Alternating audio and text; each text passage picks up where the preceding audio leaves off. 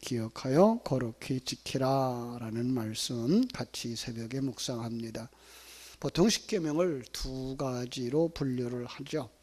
첫 번째에서 네 번째까지 계명을 하나님과의 관계에 대한 계명이다. 다섯 번째부터 열 번째까지의 계명을 사람과 사람 사이의 관계에 대한 계명이다.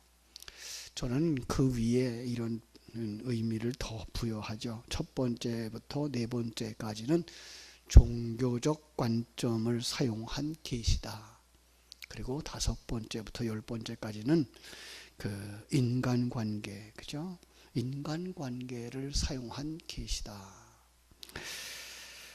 종교적 관점을 가진 계시라고 하는 건 그 속에서 그 종교의 그 대상자, 우리가 믿는 하나님에 대한 존재를 아는 것, 그리고 그 존재와 어떤 관계를 가져야 되는가, 그리고 그 관계를 통해서 완성되어져야 할 우리의 신앙의 목표가 무엇이냐를 가르쳐 주는 것이고요.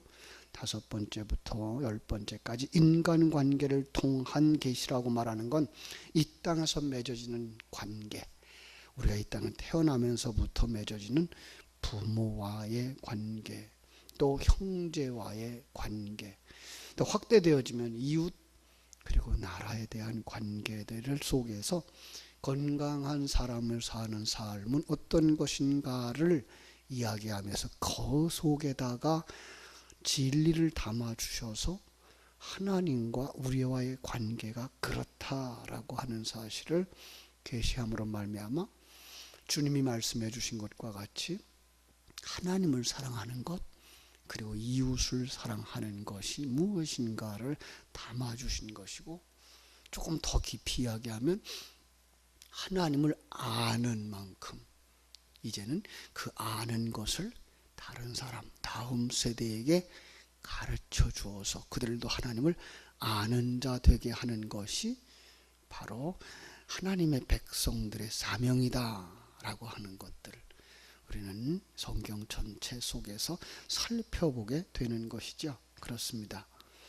그래서 성경을 보면서 한 번 더 분명하게 해놓고 가야 될 것이 바로 하나님께서는 성경을 그릇으로 사용하셨다라는 거예요.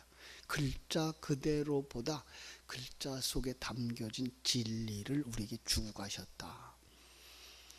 그래서 마태복음 13장에서 예수님은 비유로만 말씀하셨다 그랬고, 마태복음 13장에서 비유로 말씀하시는 그 예수님 앞에 제자들이 묻죠. 왜 비유로 말씀하십니까? 그랬더니 다른 사람들은 듣기는 들어도 깨닫지 못하게 하려 함이니라. 이 말은 이사야 선지자에게 해주셨던 말씀을 그대로 인용하는 것이었어요. 그러니까 구약 선지자들도 가서 계시를 하는데, 가시서 설교를 하는데 저들이 못 알아듣게 하라는 거예요. 말이 안 돼요, 그죠? 그런데 바꿔놓고 말하면 저들은 하늘나라의 이야기를 말해도 깨닫지 못하는 자들이야. 그런데 어떻게 그 속에서 깨닫는 사람들이 일어나는 거예요? 그럼 누가 한 거예요? 그건 하나님이 하신 거야. 이걸 보라는 거예요. 그러면서 이제 마태복음 누가복음 8장 17절에 보면은 이런 말씀이 하나 있어요. 숨은 것이 장차 드러나지 아니할 것이 없고 감추인 것이 장차 알려지고 나타나지 않을 것이 없느니라. 그러면서 숨겨진 것은 드러내기 위하여서 숨겨진 거다라는 거예요. 그건 성경 속에 진리를 감춰뒀다는 얘기고, 그 감춰둔 진리는 때가 되면 누구에겐가는 열어서 보여줄 거다라는 얘기를 하는 거예요. 누구에게 줄까요? 하나님의 자녀에게. 언제 주어요? 그들이 거듭났을 때. 눈이 열려지고 감각이 살아나고 하나님의 뜻이 무엇인지 알고 하나님의 계획이 무엇인지 알고 그의 나라와 의를 구하는 사람에게는 하나님께서 이것을 보여주신다는 거예요. 그러니까 성경을 보고서 나 성경 읽었어, 하나님을 알아, 이 정도가 아니야. 성경은 사실 그렇게 보라고 준 책이 아니었어요. 성경이 처음 주어질 때 성경은 읽고 읽고 그 읽은 내용대로 깨달아 알도록 준 책이 아니라 그림 문자였어요. 그림에 뭐가, 이게 뭘 의미하는 거지? 아, 이게 하나님을 의미하는 거구나. 하나님밖에 창조자는 없다는 거로구나. 나를 만드신 분이 하나님이구나. 이 역사를 주장하고 계신 분이 하나님이구나를 그 성경 글자 속에서, 문자 속에서, 어떤 의미에서 그 당시는 뭐예요? 그림 속에서 그걸 읽어내도록. 그래서 이 십계명을 하나님께서 이스라엘 백성들에게 주죠. 누구에게 줘요? 모세에게 줘요. 근데 그때까지는 글자를 가지고 편지를 주고받거나 그걸 써놓으면 누가 읽고 내용을 아는 그런 문자들이 없던 시대였어요. 그때에 하나님이 이 모세를 시내산에 불러 올려서 십계명이라고 하는 그 10가지 계명, 몇 글자 안 돼요. 그것을 돌에다 새겨서 주시고 그 내용을 그에게 가르쳐 주시는데, 그걸 내용을 암송하고 기억할 수 있도록 40일 동안을 붙잡고 가르쳐요. 우리 같이 이 내용, 십계명의 내용을 우리가 이대로 따라서 하라는 거로구나라고 생각한다면 무슨 40일이 필요하겠어요. 근데 그 당시 전혀 그런 개념이 없는 모세, 또 이스라엘 백성은 더더군다나 하나님을 만나본 경험도 없는 그들에게 하나님에 대해서 가르쳐 주려고 하고 설명을 해 주려고 그러니까 이 문자, 이 그림 속에다 내가 이 뜻을 담아주는 거야 라고 하면서 그것을 하나님이 가르쳐줘서 깨닫게 하고 그게 누려지고 그 생명에 의한 삶, 하나님의 뜻에 분명히 사로잡혀서 그 백성들을 험난하지만 40년 동안 그들을 이끌고 가나안 땅으로 갈 수 있었던 분명한 능력을 40일 동안 하나님께서 모세에게 다 부어주신 거란 말이에요. 그리고 모세가 이 십계명을 가지고 내려오자 어떻게 돼버려요? 그들이 타락하죠. 우상 숭배하는 그림을 그들이 보죠. 그래서 그가 첫 번째 비석을, 돌비를 깨트려 버렸어요. 그리고 다시 올라가서 하나님이 그 돌에다 새겨놓은 거, 그걸 갖다가 이제는 언약궤를 만들고 언약궤 속에다 두어요. 그런데 그 십계명을 가지고 내려왔을 때에 성경을 이제 오해한 부분이 하나 있는데, 뭔가 하면 모세의 얼굴에서 광채가 났다 그래요. 사실은 모세의 얼굴에서 광채가 나는 게 아니라 이 돌비에서 광채가 난 거예요. 그게가 놀랍게도 모세가 설교를 할 때만 그 돌비는 열려서 그 앞에 빛이 드러나는 거예요. 하늘나라가 드러나는 거예요. 하나님이 드러나는 거예요. 그리고 강론이 끝쳐지면 돌은 다시 닫혀져서 뭐가 되어버려요? 그냥 돌이 되어지고 문자가 되어지는, 그림만 남는 거예요. 이런 상황들이 벌어지는 거였죠. 그 계명 속에다가 우리가 살펴본 것처럼 첫 번째로 나밖에 없다. 내가 진정한 하나님이야. 내가 진정한 너희들의 창조자야. 내가 진정한 너희들의 아버지야를 담아주신 거예요. 그렇게 절대자들에 대한 우상 숭배하는 자들을 너무나 많이 보았기 때문에 하나님은 그렇다고 나를 너나 도와주는 우상으로 여기지 마라. 이게 두 번째 계명이에요. 세 번째 계명은 뭐예요? 하나님을 제대로 알지도 못하고 너 주여 주여 하면 그것이 뭐예요? 하나님의 이름 망령되이 일컫는 거예요. 도와주세요라고 이야기하는 것, 심지어 예수의 이름으로 명령한다라고 하는 것, 성령이여 역사하소서라고 하는, 내 마음대로 일해달라고 요구하는 그 하나님에 대한 건 뭐예요?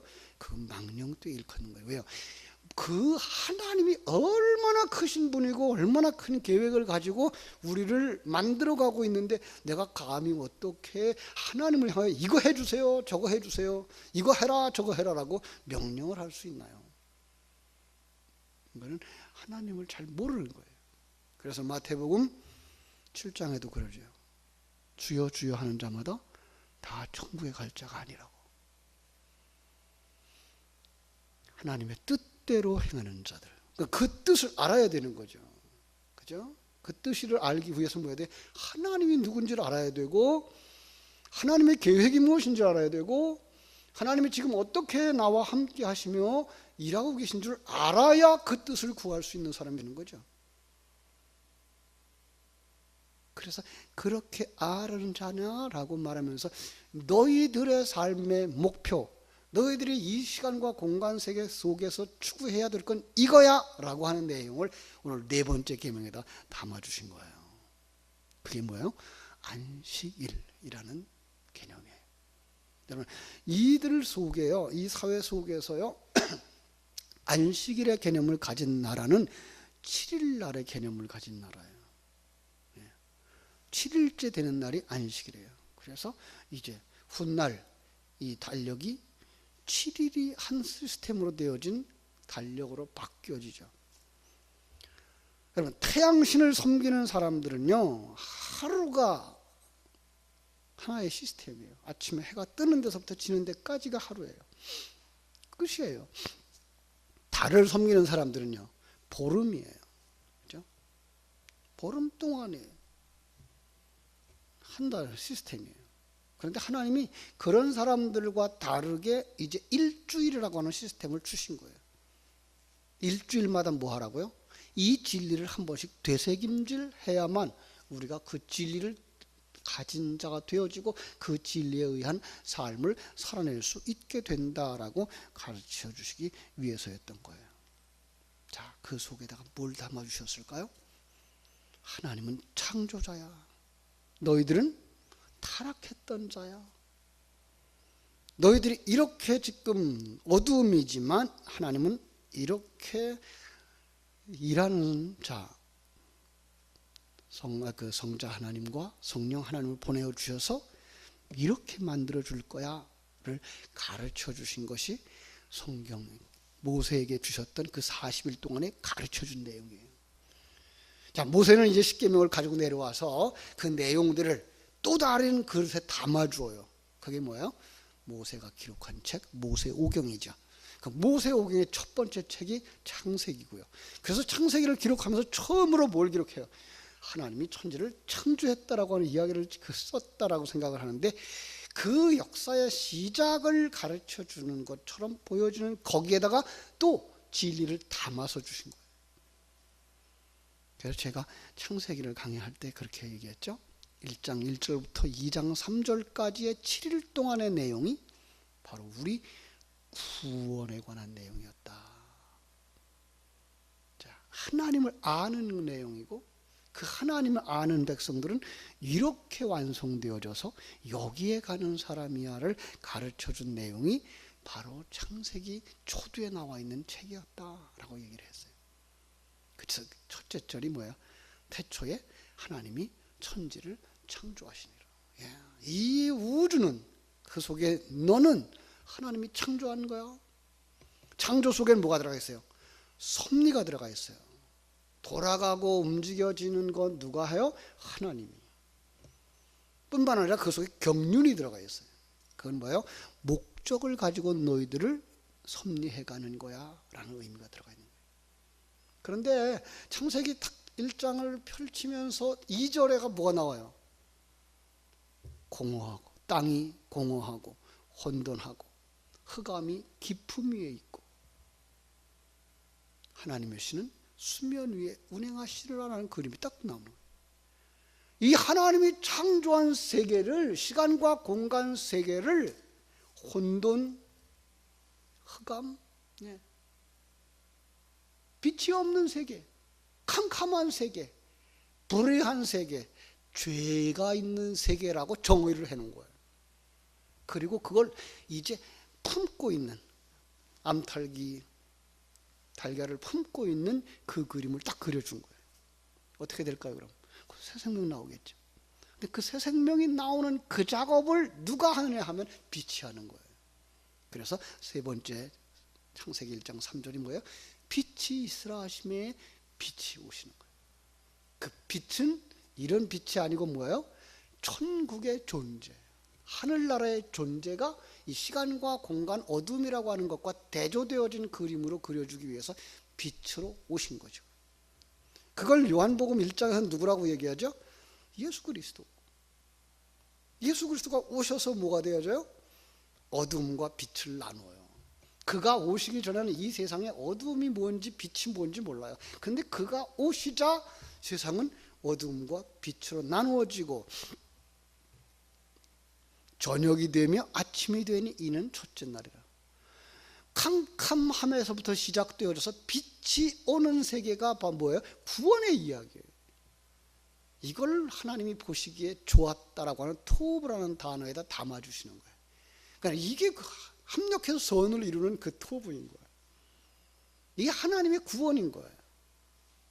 뭐 둘째 날부터 계속해서 그 얘기를 설명해요. 그 다음에 여섯째 날까지 다 하면서 이 이야기는 인간 구원에 관한 이야기야를 딱 설명해 주려고 마지막 날 거기다가 아담과 하와를 이렇게 만들어 놓고 다 완성되어져요. 아담과 하와가 한 몸이 되어지면 뭐가 해야 되는 거예요? 완성되어진 거예요. 그리고 나면 안식일로 넘어가는 거예요. 여러분, 이 세상에서 우리가 완성되어지면 우리가 어디 들어가요? 천국에. 그래서 안식일의 개념 속에는 뭐가 들어가 있는 거예요? 천국이 들어가져 있는 거예요. 그래서 안식일을 기억하여 거룩하게 지켜라 라고 하는 의미를 심어줄 때는 너희들은 천국 백성이니까 천국 백성답게 살아라 라는 의미가 들어가져 있고, 너희들의 완성되어질 부분은 천국이니까 그 천국을 소망하면서 살아라 라는 의미가 들어가 있는 거예요.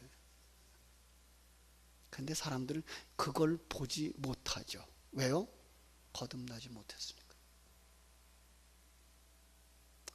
더 안타까운 것은 설교자들이, 가르치는 자들이 이 개념이 없으니까 가르치는 것이 문자적이고 그리고 율법적이 되어져 버리는 거죠. 그래서 배운 사람들이 그걸 못 보는 거예요. 계속 이빨 빠진 사람이 뭐라 그래요? 바람풍 하니까 배운 사람이 뭐라 그래요? 바람풍 그러죠. 예. 얼마나 가르치는 사람들이 중요한지 몰라요. 물론 하나님의 역사십니다만 하나님은 사람을 통해서 역사하셔요. 그래서 정말로 거듭나지 않으면 하나님 나라를 볼 수도 없고, 그 하나님의 그 관점을 다 가지기 전까지는 뭐 할 수 없어요? 다른 사람은 가르칠 수가 없어요. 가르쳐서도 안 돼요. 우리는 요한복음 21장에서 그래서 예수님이 베드로에게 하셨던 말씀을 기억하죠. 요한의 아들 시몬아, 네가 이 사람들보다 나를 더 사랑하느냐? 내가 예수에 담아준 그 하나님의 존재, 그 하나님 앞에 서 있는 인간, 그리고 그 죄인이 결과, 그런데 그를 구원하기 위해서 독생자 예수 그리스도가 오셨다는 사실, 그 예수 그리스도를 통하여서 우리가 어떻게 그 구원의 길을 걸어가며 완성의 관계가 무엇인가를 너 볼 수 있니? 아직 잘 모르지만 인간적인 관점에서는 내가 다 이해를 합니다. 그래, 그러면은 그것 가지고 가서 내 어린 양을 먹여라. 근데 언제까지 기다려야 돼요? 성령이 임할 때까지. 그래서 그때까지는 이 제자들이 그 입술에 아가페라고 하는 사랑의 단어를 못 써요. 그리고 성령이 임한 이후에 그들은 아가페라는 단어를 쓰는 거죠. 그 아가페라는 단어 속에는 희생적인 사랑 그 정도가 아니라 하나님 전체가 들어가 있는 거예요. 하나님의 계획이 들어가 있는 거예요. 하나님의 임마누엘 하심이 들어가 있는 거예요. 하나님이 우리를 재창조하신 이 사건과 상황들을 다 아는 눈이 들어가 있는 거예요. 하나님의 관점과 가치관이 들어가 있는 거예요. 그게 뭐예요? 하나님을 사랑하는 거예요. 그 사람이 뭐한 사람이에요? 그 사람이 사는 삶 자체가 거룩한 산 제사고, 그렇게 사는 사람 그 자체가 안식일을 기억하여 거룩하게 지키는 사람인 거예요. 이렇게 많이 기록을 했는데 오늘 시간이 없네요. 안식일은 그러니까 토요일이 안식일이에요. 토요일 지켜야 구원받아요. 아니, 그건 아니에요. 우리는 아니에요. 물론 이제 주일이니까 주일날 지켜야 구원받아요. 그 정도가 아니에요. 성경은 그 날 때문에, 그 절기 때문에 시험 들지 마라. 하나님은 이 땅의 그 관계들, 그러니까 절기들, 안식일, 율법을 통해서 네가 하나님의 사람이 되어져서 하나님 사람답게 살아가기를 원하는 거지, 율법에 얽매여서 살아가기를 원하지 않는 거야 라고 말씀하시는 거예요. 그래서 예수님이 이 세상에 오시면 꼭 안식일 날 병자를 고쳤어요. 그렇죠? 안식일 날 병자를 고쳐요. 왜 그랬을까요? 천국에는 병든 자가 있으면 안 된다를 상징적으로 보여준 거예요. 그래서 세상 그 바리새인들이 그렇게 예수님 올무를 놓고 그러면은 정죄하고 그러는데 불구하고 꼭 성경에는 안식일 날 병자를 고쳐요. 그래서 성경은 뭐라 그래요? 안식일 날 일하지 말라 그래요. 여러분, 일하는 개념이 뭐죠? 왜 일하죠? 그 일하는 것은요, 사실 하나님께서 우리에게 왜 일하라 그랬는가 하면은 하나님의 백성다운 삶, 하나님이 하나님의 백성다운 삶을 사는 것, 그게 일이에요. 그런데 타락한 이후에는 내가 중심이 되어져서 내가 저 사람보다 낫고 싶고 내가 내 행복을 지켜야 되기 때문에 일하는 것이 되어버린 거예요. 본래적인 의미에서의 일이라고 하는 건 하나님이 내게 주신 환경 속에서 하나님이 내게 주신 은사와 능력과 하나님이 내게 주신 기회를 선용해서 최선의 삶을 살아내는 것, 이게 일이에요. 그러면 그 결과가 다 뭐예요? 하나님께 영광. 그런데 타락한 인생들이 생각하는 일은 부지런히 일해 돈 많이 벌어서 남보다 나은 삶, 남보다 잘난 모습을 드러내는 것이 돼버린 거예요. 이런 일은 하지 마라가 뭐예요? 안식일을 기억하여 거룩히 지키라. 그날은 일하지 마라. 천국엔 너희들이 일하는 것이 아니야. 누가 일해요? 하나님이 일하는 것이야. 그래서 성도들은 아무것도 안 해도 돼요. 성도 속에서 하나님의 생명이 일하는 거죠. 그렇습니다. 그래서 안식일 날 일하는 사람은 어떻게 하라 그랬죠? 돌로 쳐서 죽이려 했어요. 왜? 그건 역시 상징적 의미를 담고 있는 거예요. 안식일 날은 일하는 사람은 천국 백성이 아니야 라는 거예요. 죽은 자야 라는 거예요. 죽은 사람은 안식일 날 일하는 사람인 거예요. 그날은 우리가 오해해서 주일날 일하는 사람 천국 못 가는구나, 이게가 아니라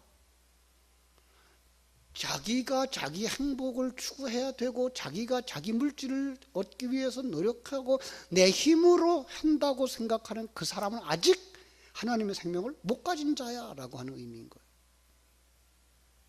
사랑하는 여러분, 이제 우리는 어떻게 주의를 지켜야 될까요? 정말로 안식일을 기억하여 거룩히 지키라고 하는 그 진리 속에, 그 율법 속에 담아준 진리는 바로 그 하나님을 알고 그 하나님과 함께하는 삶을 사실은 하나님과 우리들이 정한 그 시간에 훈련하는 거예요. 그래서 7일에 한 번 우리는 그걸 되새김질 하는 거예요. 더 많은 시간이면 좋겠죠. 매일 매순간이면 좋겠죠. 특별히 우리처럼 이렇게 새벽을 깨우는 사람들처럼 매일 새벽을 그걸 되새김질하면 더 쉽게 더 빨리 이루어지겠죠. 그러나 그것이 어려울 때 최소한 뭐 해도 7일 가운데 하루는, 그날이 주일이어도 괜찮아요. 그날이 토요일이라도 괜찮아요. 그날이 목요일이라도 괜찮아요. 성도들과 목사와 그리고 하나님 앞에서 약속한 날을 우리는 하나님께 나와 예배하는 시간을 통해서 말씀을 듣고, 말씀 들은 그 말씀 가지고 다음 세대를 가르치고, 그 말씀 가지고 다음 나아가서 불신자들에게 이 진리를 전하는 날로 삼아서 우린 천국 백성이야, 우리는 나를 위해 살지 아니하고 하나님을 위해 사는 사람이야를 드러내며 사는 삶, 그게 뭐예요? 안식일을 기억하여 거룩히 지키는 사람의 율법 속에 담아준 진리를 누리며 살아가는 하나님의 백성들인 거예요. 그렇습니다.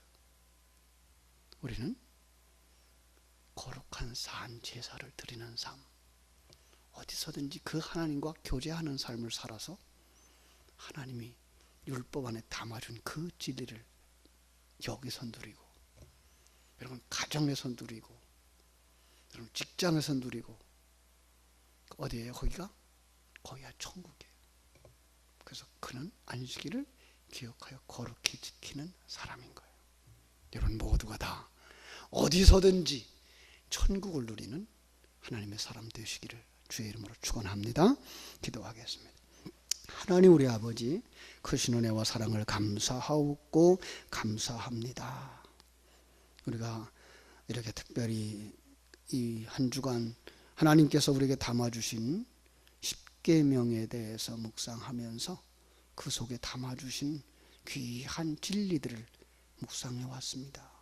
첫째 날, 둘째 날, 셋째 날, 오늘 넷째 날 아버지 하나님이 우리에게 귀한 네 번째 계명 속에 담아주신 진리를 묵상했습니다.